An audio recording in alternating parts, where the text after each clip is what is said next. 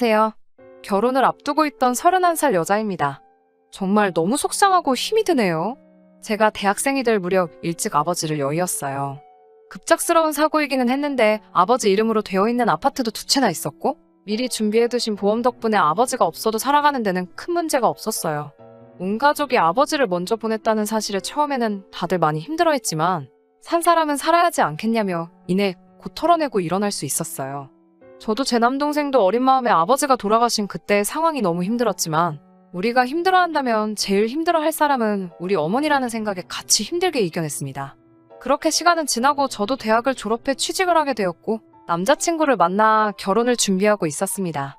남자친구는 저와 나이 차이가 있던 남동생의 과외 선생님이었어요. 오며 가며 저도 마주치게 되었고 남동생의 과외 선생님이다 보니 남동생과도 사이가 좋아서 그 부분이 가장 마음에 들었습니다. 결혼을 한다면 남편이 제 남동생하고 사이가 좋게 지냈으면 했거든요. 스드메를 알아보면서 제가 드레스 피팅을 하던 날에 어머니가 눈물을 뚝뚝 흘리시면서 제가 이렇게 예쁜 모습을 저희 아버지가 봤었어야 했다고 하시며 슬퍼하셨어요. 그렇게 정신없이 결혼 준비를 하면서 하루하루를 보내는 와중에 안타깝고 충격적인 일이 생기게 되었습니다.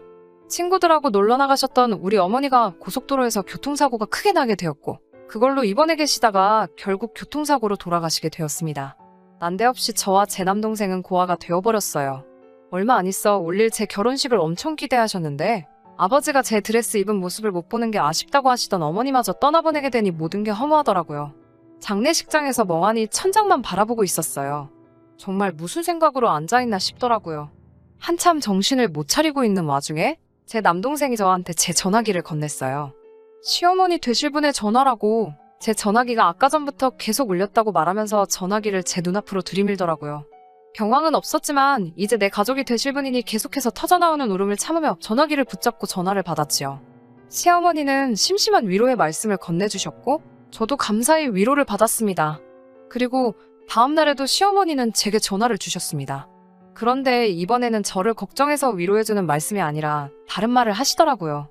장례가 끝나는 날이 언제냐고 물으시더니 알아보던 혼수는 어찌 되었느냐고 물어보셨습니다. 저는 제 귀를 의심했습니다. 아무리 결혼이 일륜지대사라지만 집안에 초상이 났는데 직접 찾아오시지는 못할 망정 혼수 준비하던 게 어떻게 돼가냐고 확인하시는 전화라니요.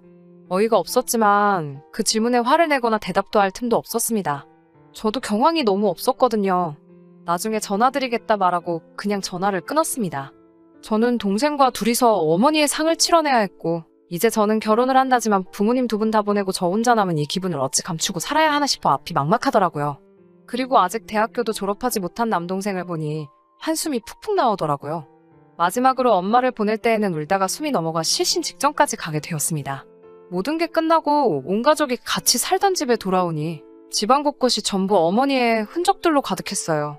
울다가 울음을 그쳤다가 넋이 나간 사람처럼 몇 시간을 혼자 펑펑 울었습니다. 그 시간을 어떻게 보냈는지도 모르겠어요. 한참 집안을 정리하면서 울다 지쳐 새벽이 다 되어서 제 방으로 들어왔습니다. 앞으로 몇 시간밖에 못 자겠더라고요. 그래도 아침에 일찍 일어나기 위해 알람을 켜기 위해 핸드폰을 들었는데 제 전화기에 부재중 전화가 수십 통이 와 있더라고요. 모두 시어머니 되실 분의 전화였습니다. 상을 치르고 있을 거라는 걸 알고 계셨을 텐데 무슨 급한 일이 있길래 이렇게 안달나게 전화를 주신 걸까 싶어서 날이 밝으면 전화를 드려야겠다고 생각하고 잠을 청했습니다. 알람을 7시에 맞추어 놓았는데 6시부터 제 전화기가 울리더라고요. 예비 시어머니의 전화였습니다. 이 시간에 전화를 주신 거면 무슨 큰일이 나도 낫겠다 싶어 저도 화들짝 놀라서 전화를 받았습니다. 무슨 일로 전화를 주셨는지 조심히 물어봤는데 예비 시어머니께서는 저에게 지금 살고 있는 집이 전세인지 자가인지 물어보시더군요.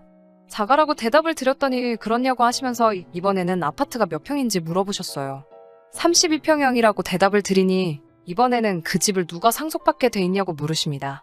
이해가 안 되는 것도 있었지만 속이 뻔히 보이는 질문에 저도 슬슬 화가 나기 시작했습니다. 아직 결혼을 한 게 아니라지만 사돈이 될 저희 어머니의 장례식인데 참석도 안 하고 첫날에 전화로 안부를 묻기는 하셨지만 저도 여러모로 기분이 안 좋아지기 시작했습니다. 잠도 몇 시간 자지 못한 상황에 거기다 대고 뭐라 할 기운도 없고 예비 시모는 본인이 듣고 싶은 대답은 다 들었다고 생각했는지 아무튼 알겠다라고 대답하시면서 그냥 전화를 끊어버리셨어요. 저녁이 되니 퇴근한 예비신랑이 저희 집에 찾아왔어요. 제가 걱정이 돼서 찾아온 거지요. 저를 찾아온 예비신랑에게 당신 어머니가 나한테 전화해서 뭐를 물어보셨는지 알고는 있느냐며 이 사실을 물어봤습니다. 예비 신랑은 본인 어머니가 성격이 급하셔서 그런 거라며 얼버무리기 바쁘더라고요. 그러면서 조심히 저한테 말을 꺼내더라고요. 어머니랑 통화했으니 자기가 말 안 해도 알지 않냐면서 이 집은 제가 상속받게 된 걸 알고 있고 제 동생은 어머니가 동생 장가 갈 때를 대비해서 팔지 않고 가지고 계시던 아파트를 가져가기로 한 사실도 알고 있다라고 하면서 그러면 신혼집을 굳이 우리들이 구할 필요가 뭐가 있느냐면서 상속세와 혼수를 신랑 쪽에서 해올 테니 우리는 그냥 이 집에 신혼살림을 차리자고 단도직입적으로 물어보더라고요. 돌아가신 어머니가 상속을 어떻게 하시는지 그걸 어떻게 그렇게 잘 알고 있느냐고 물었더니 전날 제가 통화가 안 돼서 예비 신랑이 제 동생한테 전화해서 다 물어봐서 이미 알고 있다고 하더라고요. 동생은 경황이 없는 가운데 매형될 제 남자친구가 하는 말에 그 상황에서도 상속을 어떻게 받게 되는지 일일이 다 설명해준 모양입니다. 정말 참기 힘들었고 쏟아져 나오는 화를 주체할 수가 없더라고요. 너네가 인간이 맞냐고 다른 사람도 아니고 아내 될 사람 그리고 며느리 될 사람이 어머니를 잃었는데 그것도 몇 달 지난 게 아니고 바로 어제 보내드렸는데 그 와중에도 신혼집 구하는데 돈 몇 푼 아끼려고 이러고 있는 게 말이나 되냐며 소리를 질렀죠. 우리 엄마 입원해 계신 동안 병문안도 한 번 안 왔으면서 고작 생각한다는 게 우리 엄마 돌아가시면 신혼집이 저절로 마련될 거라 이미 계산하고 있었다는 게 말이나 되냐고. 솔직히 장례 치르는 중에도 너네 엄마가 미친 듯이 전화하면서 아파트 평수를 물어보고 자가인지 전세인지 확인하려고 하는 전화질에 시어머니들 분에 인성에 실망감이 가득했는데 그 와중에 너는 나보다 더 어린 내 동생한테 전화해서 상속이 어떻게 되는 건지 알아본다는 사실이 소름이 돋는다고 했어요. 사돈 되실 분이 자꾸 하셨는데도 너네 엄마는 코빼기도 안 비치던 것도 이해가 가질 않았는데 그런 부모님 밑에서 자란 너가 하는 행동을 보니 미래가 안 봐도 뻔하다고 그냥 이 결혼은 없던 걸로 하자고 소리쳤어요. 예비 신랑은 어이가 없게도 그래서 그런 거였냐며 자신이 뱉은 말에 사과도 하지 않고 내일 다시 전화하겠다며 집으로 돌아갔습니다. 그리고 나서는 집에 가서 지네 엄마한테 방금 있던 일을 미주알 고주알 다 일러바쳤나 봅니다. 오밤중이 돼서 시어머니한테서 또 전화가 불이 나듯 오더라고요. 일부러 안 받고 있었는데 전화기가 꺼질 생각도 안 하고 계속 오는 전화에 본인들이 한 행동을 뉘우치고 이제 진정사과를 하려나 싶어 전화를 받았는데 저의 오산이었습니다. 사과는커녕 저한테 거래를 하자는 식으로 제안을 하더라고요. 이제 저한테 집이 생겼으니 상속세랑 혼수를 자기들이 해온다는 건 당연한 거고 거기에 돈을 더 보태줄 테니 집을 팔아서 현금화를 시키라고 제안을 하더군요. 저희 집을 판 돈과 자기들이 주는 돈을 합해서 더 큰 집을 구해주겠다고요.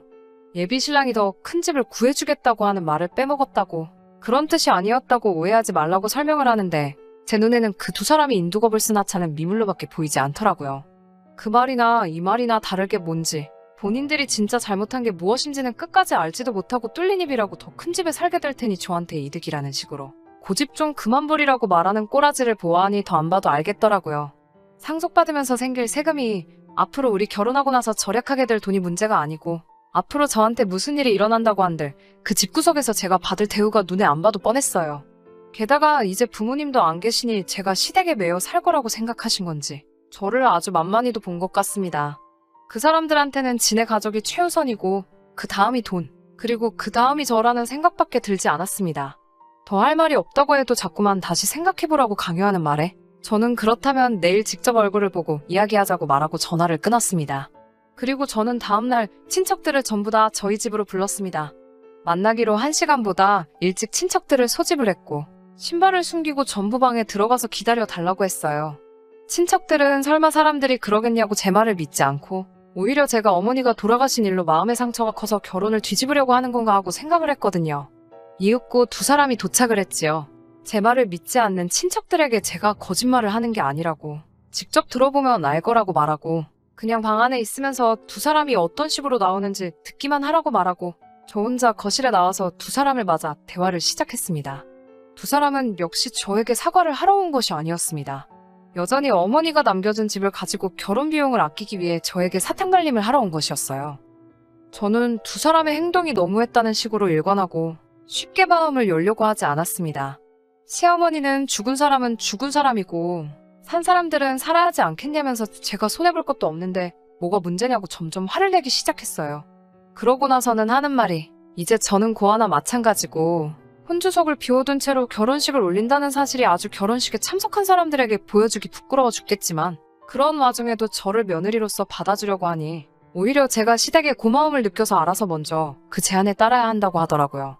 대화를 할 필요조차 없는데 벌써부터 시어머니를 오며 가며 하게 만든다고 쓴소리를 하게 만들며 예단은 필요가 없으니 그걸로 부조금을 한 셈 치고 이제 그만 고집 꺾고 이 집을 팔아 더 큰 집을 구하든 엄마가 살던 집을 포기하기 싫으면 그냥 이 집에서 신혼살림을 차리든 알아서 하라며 저에게 역정을 내셨습니다.